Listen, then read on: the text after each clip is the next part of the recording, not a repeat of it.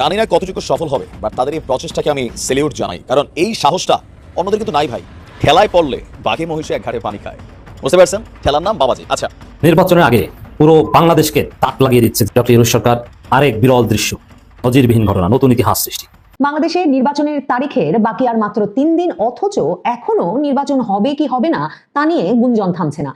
খুবই ইন্টারেস্টিং দুটি খবর আপনাদেরকে বলবো। খবর দুটি শুনলে আপনাদের খুব ভালো লাগবে। বাংলাদেশে নির্বাচনের তারিখের বাকি আর মাত্র 3 দিন, অথচ এখনো নির্বাচন হবে কি হবে না তা নিয়ে গুঞ্জন থামছে না। নির্বাচন হবে কিনা তা নিয়ে যথেষ্ট সন্দেহ থাকলেও নির্বাচনকে ঘিরে স্কুল, কলেজ, বিশ্ববিদ্যালয়, অফিস, আদালতে লম্বা ছুটি আসছে। কাজেই মানুষ নিজেদের মতো করে ছুটিটার পরিকল্পনা করে নিয়েছেন যে কি করে নিরাপদে, আনন্দে, প্রিয়জনের সাথে সেই ছুটির সময়টা কাটিয়ে ফেলতে পারবেন। কিন্তু নির্বাচন হবে কিনা এই প্রশ্নটাই এখনো চায়ের টেবিলে, মানে সামাজিক যোগাযোগ মাধ্যমে, ইনবক্সের আলাপে কিংবা অফিস, আদালতে, বাজারে সবচেয়ে গুরুত্বের সঙ্গে আলোচিত হচ্ছে। মানে এ কথা সম্ভবত আপনার আমার কারো অস্বীকার করার উপায় নেই যে প্রতি 3 কথার পর চতুর্থ কথাতেই এ প্রশ্ন এসে ভিড় করছে যে সত্যি নির্বাচনটা হবে, নির্বাচনটা কি সরকার করতে পারবে, নির্বাচনটা কি সরকার করতে চাইছে।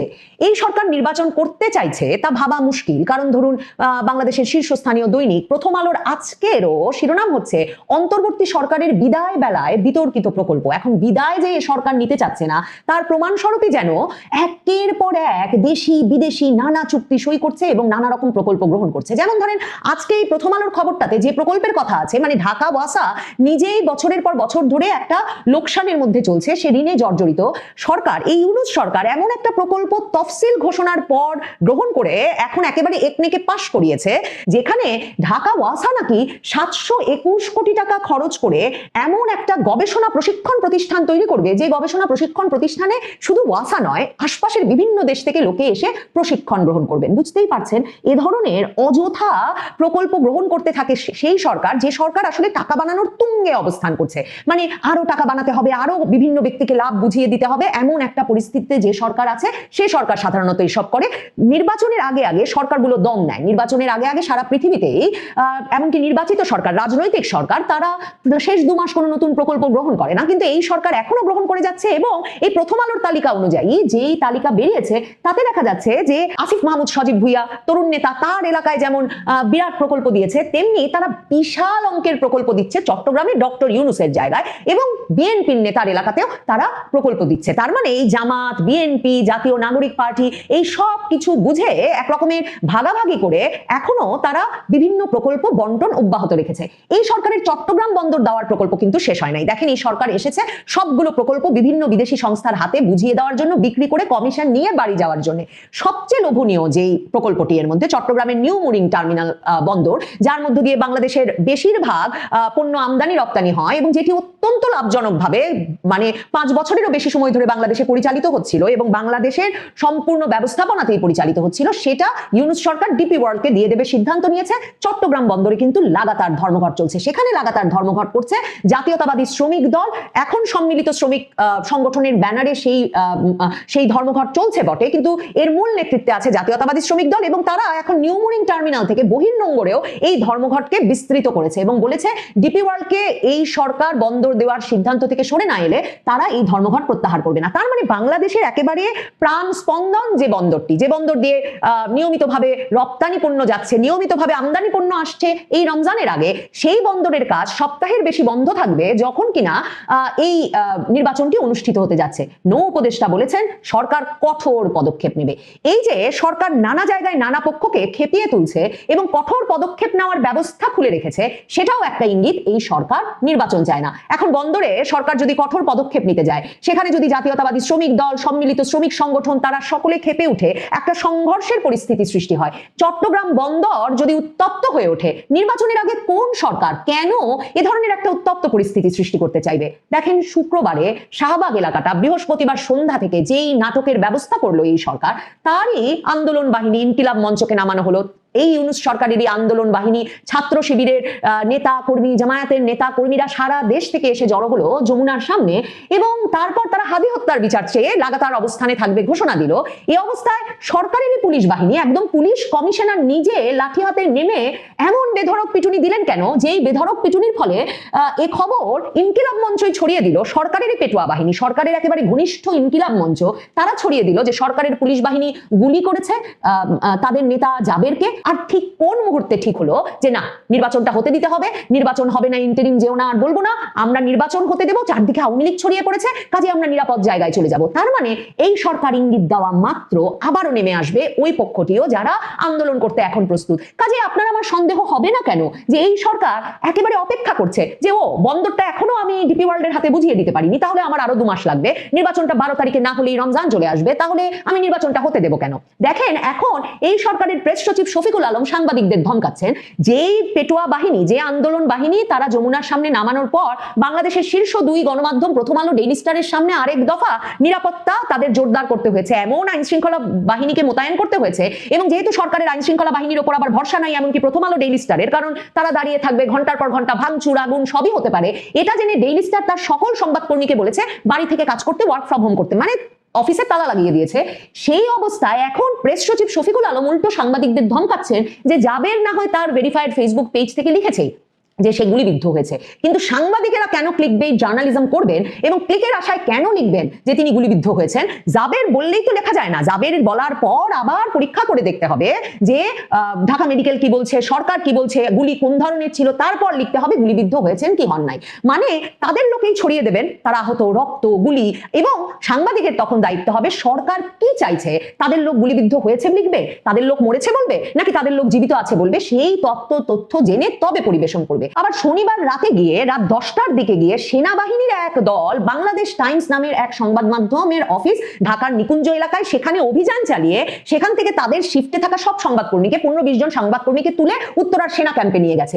এবং হঠাৎ বাক স্বাধীনতার এই যে এক মানে স্বর্ণযুগ চলছে বাংলাদেশে, সেই স্বর্ণযুগে একদল সাংবাদিককে তাদের সংবাদপত্র অফিস থেকে সেনাবাহিনী তুলে নিয়ে সেনা ক্যাম্পে নিয়ে গেছে। সেনাবাহিনী সেটা অস্বীকার করছে না, কিন্তু তারা সংবাদ মাধ্যমকে বলেছে কি কারণে তারা তুলেছে ব্যাপারটা তারা পরে জানাবে। এমনকি প্রেস সচিব শফিকুল আলমও বলেছেন যে কি কারণে তুলেছেন ব্যাপারটা তারা পরে জানাবেন। মানে ভাবতে পারেন, সাংবাদিকদের হঠাৎ করে সেনাবাহিনী একদম প্রকাশ্যে উত্তরা সেনা ক্যাম্পে নিয়ে গেছেন, নিশ্চয়ই ভয় ডর দেখিয়েছেন, কি হয়েছেন এখন পর্যন্ত জানা যাচ্ছে না। ট্রান্সপারেন্সি ইন্টারন্যাশনাল বাংলাদেশ ডক্টর ইউনূসের একদম পকেটে থাকা, মানে সুশীল সমাজের একেবারে প্রতিভূ সংগঠন বাংলাদেশের, সেই ট্রান্সপারেন্সি ইন্টারন্যাশনাল বাংলাদেশও এর প্রতিবাদ জানিয়েছে এবং বলেছে যে এটা কি পরিস্থিতি, এই পরিস্থিতিতে নির্বাচন কিভাবে, যখন কিনা এরকম করে সাংবাদিকদেরকে সেনাবাহিনী ইচ্ছা হলেই দলে বলে, মানে অফিসে ঢুকেছে একজন না, পুরো শিফটের, ওই পত্রিকার এডিটর ইন চিফ বলেছেন পুরো বিকেলের শিফটের সব সাংবাদিককে তুলে নিয়ে সেনাবাহিনী চলে গেছে।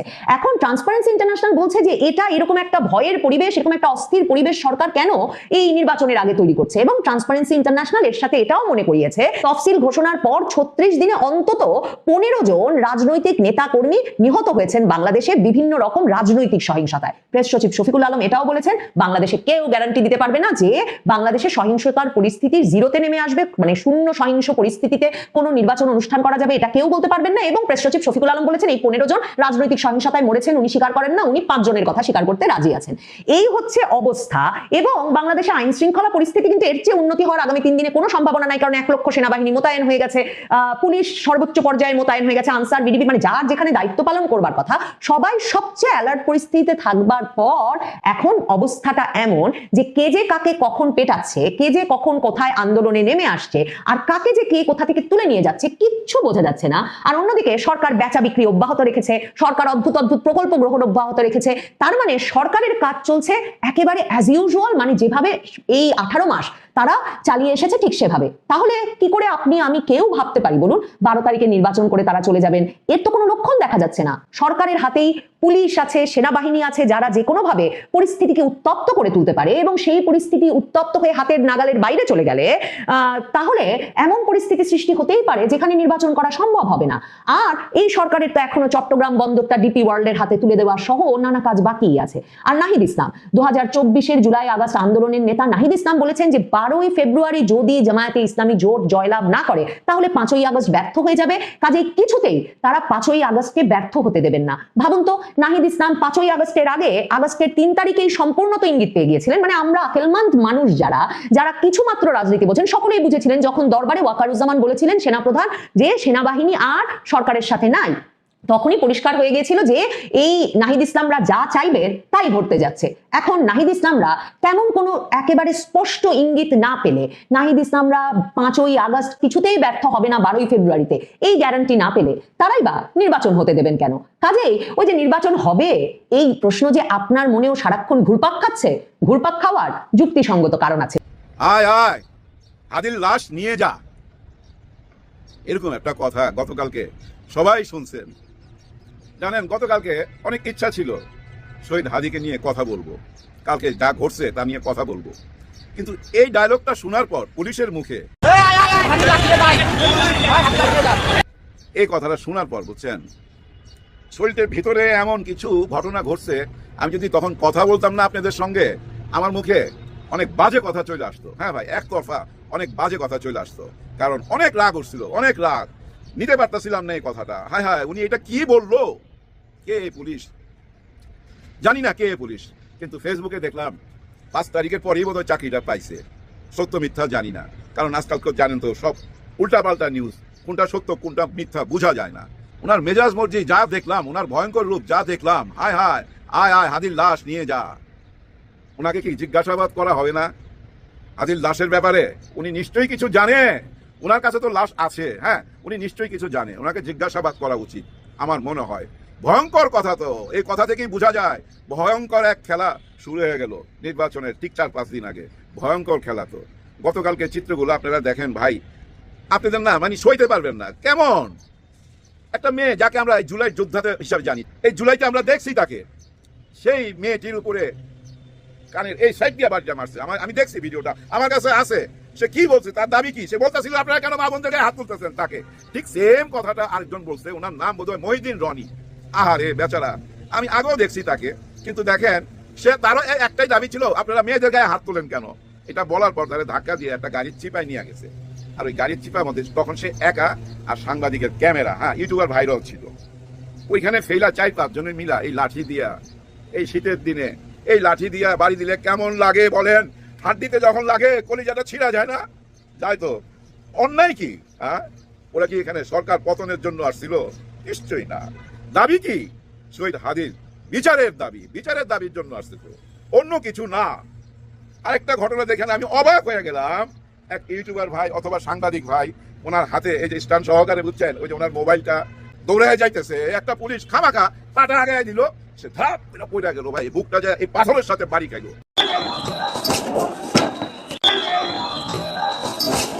তারপরেও দেখেন সে তার ক্যামেরাটা বাঁচাইছে ভাই, কারণ কি ওইটা তার রিজিক। এটা কি করলেন? আর এরকম খন্ড খন্ড অনেকগুলা ঘটনা। তবে এর মধ্যে ভাই একটা দৃশ্য এমন ভাবে আমার মনে গেঁথে গেছে, আপনারা নিশ্চয়ই দৃশ্যটা দেখছেন, শরীরে লোম দাঁড়ায় যায় ভাই, লোম দাঁড়ায় যায়। ছেলেটা দাঁড়ায় আছে ভাই, সোজা সাজি এইভাবে দাঁড়ায় আছে, মাথায় টুপি, হালকা দাড়ি, পাঞ্জাবি পরা, চারিদিক থেকে পুলিশ মারতেছে, একটু টু শব্দ নাই, এভাবে দাঁড়ানো। একটা পুলিশ দৌড়ে আসছে, মানবিক পুলিশ দৌড়ে আসছে, আয়সা বুকে জড়ায় ধরছে। একজন মার্কেটের সামনে দাঁড়ায় আছে, হাতে মোবাইল, সে বলতেছে আমি এই মার্কেটের। এই যে মারতেছে মারতেছে মারতেছে, থামে না। আরো 2-3 জন আয়সা ওই মাইরের মধ্যে আবার ঝাঁপায় পড়লো। মার্কেট থেকে লোকজন বাইরে বলতেছে ভাই মাইরেন না, উনি তো আমাদের মার্কেটের লোক। এ কার কথা শুনে মানে ধৈর্য নিয়ে যাইতে হবে, দেখাইতে হবে কতগুলো আজকে ধৈর্য আনলাম। হ্যাঁ, দেখাইতে হবে। এই জিনিসটা যদি আপনারা ওই দিন দেখাইতে পারতেন, কোন দিন জানেন? যেদিন নির্বাচন কমিশনারের সামনে দাঁড়ায়া কিছু অযৌক্তিক দাবি, কি ভয়াবহ দাবি, কি শাকসুর নির্বাচন হইতে দিব না, শাকসুর নির্বাচন বন্ধ করতে চায়। যে নির্বাচনের দাবির জন্য গত 16 মাস নির্বাচন নির্বাচন নির্বাচন, ওই আগে যখন শুনতাম উন্নয়ন উন্নয়ন উন্নয়ন, ঠিক তেমনি নির্বাচন নির্বাচন নির্বাচন। আর ওই নির্বাচন শাকসুর, ওরা নির্বাচন করতে চায়, ওটা বন্ধ করতে হবে। এই জন্য নির্বাচন কমিশনের সামনে যায় দাবি দাওয়া নিয়ে দাঁড়াইছে। আরো কি দাবি? ওই যে দ্বৈত নাগরিক যারা, তাদেরকে নির্বাচন করতে দিতে হবে, ঋণ খেলাপিদেরকে নির্বাচন করতে দিতে হবে। সেই দিন যদি ওইখানে যায় পানি মারতেন, রাবার বুলেট মারতেন, ওই গ্যাস ট্যাস ছাড়তেন, এই লাঠি দিয়ে আরম পিটা দিতেন, তাইলে না বুঝতাম যে হ্যাঁ আপনারা এই দেশের পক্ষে। কারণ ওদের ওই দাবিগুলো তো ঠিক না, তাই না? ওরা চাইতেছে সংসদে যারা ব্যাংকের টাকা লুট কইরা এই দেশটাকে ভাই চুইসা নিয়ে গেছে, একদম চুইসা খায়া ফেলাইছে, তাদেরকে আবার সংসদে পাঠাইবার জন্য আপনাদের দাবি দেওয়া। সেদিন কেন আপনারা ঝাঁপায়া পড়লেন না? এখানে কেন ঝাঁপায়া পড়লেন? হ্যাঁ, দেখেন কষ্ট লাগে, কতটা কষ্ট। শহীদ হাদির বউকে কেউ দেখে নাই।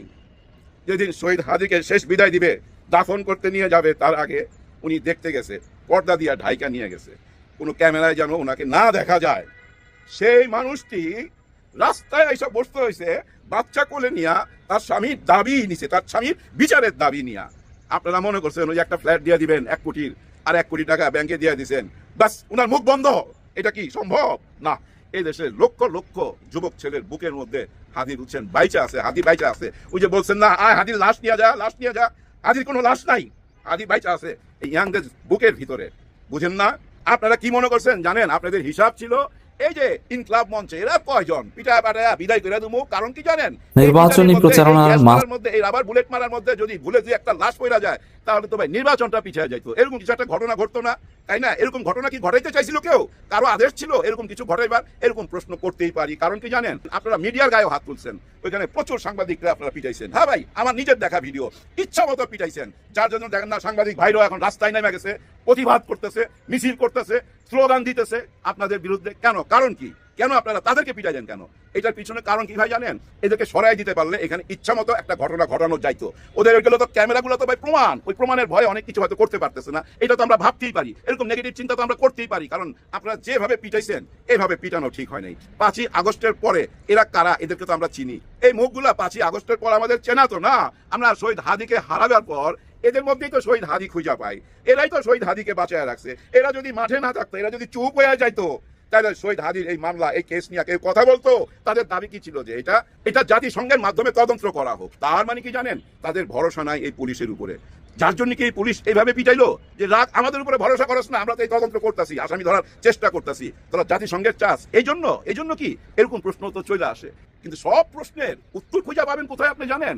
খুব গভীরভাবে যদি আপনি তাকান, দেখবেন যদি 4 জন 5 জন মারতে যাইতেছে, ঠিক তখনই দেখবেন 10 জন সামনে দাঁড়ায় যেতেছে। খেয়াল করে দেখেন, অনেকে থামাই দিতেছে, মারতে দিতেছে না। কিন্তু ওই পুলিশের মধ্যেই কেন তারা মারতে দিতেছে না? তারাও তো মারতে পারতো, তারা মারতে দিতেছে না কেন জানেন? এই জন্য মারতে দিতেছে না, ওরা কিন্তু চায় না এই অঘটনটা ঘটুক। তারাও তো মারতে পারতো, তারা কেন মারলো না? কারণ তাদের বিবেক আছে, তারা বিবেক দিয়ে চিন্তা করতেছে। আপনারা বিবেক দিয়ে চিন্তা করতেছেন না, আপনারা কারো হুকুম পালন করতেছেন, বুঝাই যাইতেছে। হ্যাঁ, আপনারা কারো হুকুম পালন করতেছেন, কিন্তু হুকুম তো পালন করতে চাইছিল গত সরকারের। একটা দৃশ্য মনে নাই? স্বরাষ্ট্রমন্ত্রী দাঁড়া রয়েছে, এক পুলিশ বলতেছে একটারে মারি, একটা পরে আরেকটা সামনে থেকে দাঁড়ায় যায় স্যার। তখন জবাব ছিল না ওই স্বরাষ্ট্রমন্ত্রী। হুকুম তো সেও পালন করতো, ওই পুলিশটা কি হুকুম পালন করতো না? থামাইতে পারছে? থামাইতে পারে নাই। কালকে কি আপনারা থামাইতে পারছেন? পারেন নাই। মাঝরাতের দিকে আমি সারাই ঘুমাই নাই জানেন, আমি এগুলো দেখতেছিলাম আর ভাবতেছিলাম এই কোন ভয়ঙ্কর খেলা। সাদিক কায়ুম জড়ায় গেছে, সাদিক কায়ুম মাঠে নাই মারছে। এদিক থেকে নাসিরউদ্দিন পাটোয়ারি, সে তার ইস্তেহার নিয়ে ব্যস্ত ছিল সাংবাদিকদের সামনে। ওইখানেই খবর গেছে আব্দুল্লাহ জুবাইর গুলি লাগছে তার পায়ে। শোনার পরই ভাই ওখান থেকে ছুইটা চলে আসছে, সাদিক কায়ুম ছুইটা চলে আসছে। এবং ডাক্তার শফিকুর রহমান স্যার নিজে বলছে ওদের পাশে আমরা আছি, ভাইবেন না ওরা একা। দেখেন সবাই জড়ায় গেল, কিন্তু বড় একটি দল কিন্তু কোনো কথা বললো না, চুপচাপ। আবার ওই পুলিশের ওই কথাটা আপনারা একবার মাথায় নেন, ও কোন দল করতো? ও কেন বললো আয় হাদির লাশ নিয়ে যা? ও কেন জানে না হাদির লাশ মানুষের বুকের মধ্যে আছে? হাদি মানুষের বুকের মধ্যে আছে, জানে না কেন? ইয়াং জেনারেশন, এই দেশের যত ইয়াং জেনারেশন আছে, এই যে কিশোররা আছে, ওদেরকে জিজ্ঞাসা করেন এবং মা বোনদেরকে জিজ্ঞাসা করেন, তারা কি বলে? তারা মনে করে তাদের একটা সন্তান হইলে ওই সন্তানের নাম রাখবে হাদি। তারাও কিন্তু মনে মনে হাদিকে ধারণ করে, বুঝেন না কেন? আর তার বিচার চাওয়ার জন্য তার ঘরের বউটা রাস্তায় নামে আসলো বাচ্চা কোলে নিয়ে। ওইখানে আপনারা এই ঘটনাগুলো ঘটাইতে পারলেন। ডাক্তার ইউনূস স্যার, দেখেন আপনার একটা ইমেজ আছে, সেই ইমেজের উপরে কিন্তু বিরাট আঘাত। এটা আমি জানি না আপনি চুপচাপ কেন আছেন, আপনি তো সবই দেখতেছেন অনলাইনে। আপনি যখনই দেখলেন হাদির বউ রাস্তায় চলে আসছে, তখনই তো আপনি তাকে ডাইকা ভিতরে নিয়ে চলে যেতে পারতেন এবং কথা দিতে পারতেন, হ্যাঁ এই জাতিসংঘের মাধ্যমে তোমাদের এই বিচারটা হবে, এই হাদির বিচার হবে জাতিসংঘের মাধ্যমে। এই কথাটা বইলা দিলে তো এত বড় ঘটনা ঘটে না স্যার। বুঝলাম না স্যার, কেন আপনি টায়ার্ড হয়ে গেলেন? আর আপনাকে ক্লান্ত দেখতে চাই না, আপনি তো সেই মানুষ 8 তলায় 9 তলায় সিঁড়ি বাইয়া উঠে গেছেন। হ্যাঁ চিন্তা করেন স্যার, 8 তলায় 9 তলায় উঠছেন আর নামছেন, উঠছেন আর নামছেন।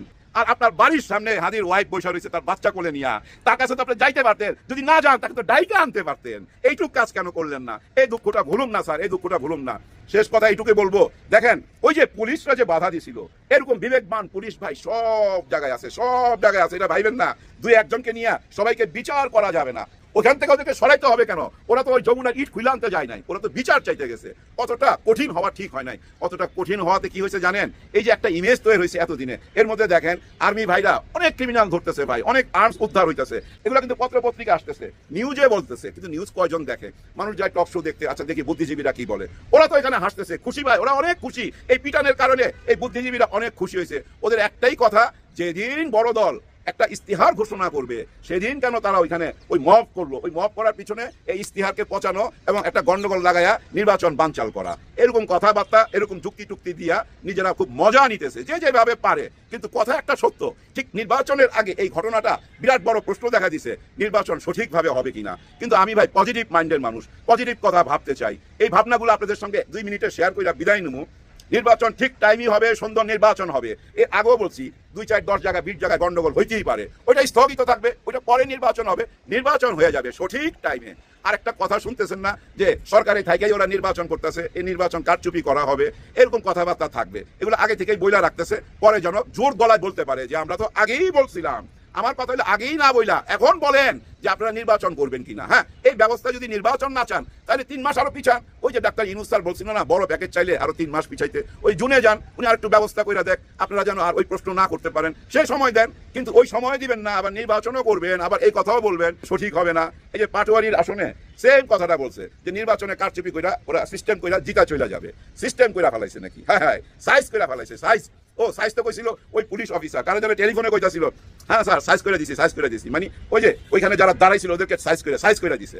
ওই সাইজের কথা শুই নাই, কিন্তু ওই 11 দল থেকে ডাক্তার শফিকুর রহমান স্যার ঘোষণা দিয়ে দিছে ওদের সঙ্গে আমরা আছি, হাদি আমার ছোট ভাই, হাদির বিচার আমরাও চাই, ঘোষণা দিছে। সাদিক কায়েম সেম ঘোষণা দিছে। আর নাসিরউদ্দিন পাটোয়ারি তো আছেই ভাই, তার কথা আর কি বলবো। হ্যাঁ ভাই, এই নির্বাচনের সবচেয়ে বড় সুপারস্টার আলোচনা এই মিডিয়া জগতের এই নাসিরউদ্দিন পাটোয়ারি, উনি তো ভাই হারাম করে দিছে, ঘুম হারাম করে দিছে। মাথার যে কয়টা চুল ছিল ওই কয়টা চুলও ভাই থাকবে না, এমন একটা অবস্থায় নিয়ে ঠেকায় দিছে। চিন্তা করছেন, একটা কুকুর রে লাথি মারছে, নেতা যখন হাইটা যাবে তখন কেউ একজন একটা কুকুর রে লাথি মারছে, ওই কুকুর রে খুঁজা বাই করছে সে, কারণ যে লাথি মারছে তার কারণে নাকি ওই কুকুরটা অপবিত্র হয়ে গেছে। চিন্তা করতে পারছেন? ওই কুকুর রে আইনা সাবান দিয়া সে গোসল করাইতেছে। আর এই নিউজটা আমি দেখছি কোথায় প্রথম জানেন? ইন্ডিয়ান একটা চ্যানেলে, তারা এই আলাপ করতেছে। চিন্তা করেন কোন পর্যন্ত পড়ছে নাসিরউদ্দিন পাটোয়ারি, একটা মাল রে ভাই, মাল, কঠিন মাল, চরম গুপ্ত, চরম গুপ্ত। এই গুপ্তের ভিতরে যে কি কি লুকায় আছে এক উপরওয়ালাই জানে। কয় আমি পাশ করলে স্বরাষ্ট্রমন্ত্রী হব। কেন এই কথা বলছে জানেন? স্বরাষ্ট্রমন্ত্রী হয়তো বুঝেন, এই এলাকায় তো সে ঘুরতেছে, এখানে যত চাঁদাবাজি আছে, যত ক্রিমিনাল আছে, সবই তো সে চোখে দেখতেছে। স্বরাষ্ট্রমন্ত্রী ওই এখানেই আগে অপারেশন চালাবে। তার মানে বর্তমানে যারা আছে সব সাবধান, ক্লিয়ার, রাস্তা ক্লিয়ার। উনি হাইটা যাইতেছে, পুরা মিডিয়া উনার পিছনে পিছনে ঘুরতেছে, উনি যা বলে তাই নিউজ হয়ে যাইতেছে, তাই কন্টেন্ট হয়ে যাইতেছে। এই যে আমি আলোচনা করলাম, সুপার হিরো। বিদায় নিতে চাই, বিদায় আগে শুধু এইটুকু বলবো, কোনো কিছুতেই ঘাবড়াবেন না। সব জায়গায় সবাই লোক আছে ভাই, হ্যাঁ ভাই, সব জায়গায় সবাই লোক আছে। আপনি ডাইনের জন যদি হয় এই দলের, আপনি বামের জন হবে এই দলের, এটা মাথায় রাখবেন। ভিতরেও সেম অবস্থা। আমরা মানুষ, ওনারা মানুষ না, ওনাদের হয়তো খাকি পোশাক আছে, তার জন্য কি ওনারা মানুষ না? ওনারা যে মায়ের সন্তান, আমরা সেম একজন মায়েরই সন্তান। ওনাদেরও বিবেক আছে, আমাদেরও বিবেক আছে। ওনারা সবই তো দেখতেছে গত 16-17 মাসের ঘটনা, ওনাদের নিজের চোখে দেখতেছে না? দেখতেছে তো, দেখা ওনাদের বিবেকে যেটা সারা দিবে নিশ্চয়ই ভোটের দিন সেটা করবে। সেটারই প্রমাণ পাবেন, আপনারা প্রমাণ পাবেন। খালি উপরওয়ালারে ডাকেন এই আল্লাহ আরে কয়েকটা দিন পার করেন, এই কয়েকটা দিন কিন্তু ভয়ঙ্কর ভয়ঙ্কর দিন। অনেক রকম খেলা সামনে আসবে, সব খেলাই সামলাইতে পারবে ডক্টর ইউনূস স্যার। কেন পারবে জানেন? গত 17 মাসে দেশের ভিতরের খেলা, পার্শ্ববর্তী দেশের খেলা, যত রকম খেলা আছে সব খেলার মোকাবেলা করছে। আরেকজন কি মোকাবেলা করছে জানেন? জামাত ইসলাম। ওনারা 11 দল মোকাবেলা করছে।